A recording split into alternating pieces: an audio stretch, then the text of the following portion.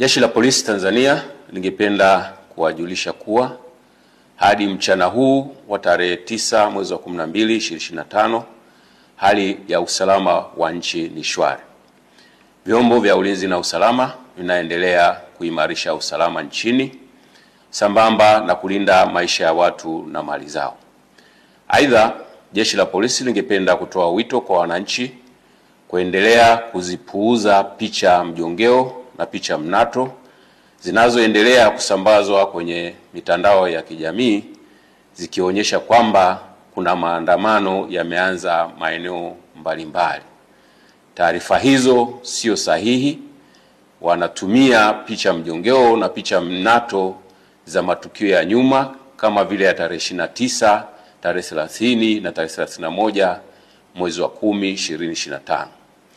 Sambamba na hilo, wenye nia ovu wanaendelea kutumia picha mjongeo za matukio ya nyuma. Kwa mfano, kuna tukio la Juni 2025 ambalo kabila la Wamasai walikuwa wanafanya sherehe zao za jando katika msitu wa Tanapa, lakini imesambazwa kwenye mitandao ya kijamii ikionyesha kwamba Wamasai wameanza kudai haki zao huko jijini Arusha.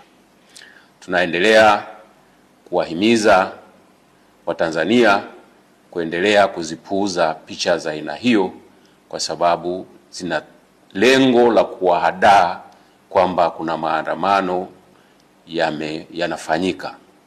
Ikumbukwe kwamba maandamano hayo ambayo yalikuwa yanapewa jina la maandamano ya amani yasiyo na kikomo yalipigwa marufuku toka tarehe 5 mwezi wa 12 2025 kwa sababu hayajakidhi matakwa ya kisheria ikiwepo sheria mama, yani Katiba ya Jamhuri ya Muungano wa Tanzania ya mwaka 1977 na sheria ya polisi na polisi wasaidizi sura 322.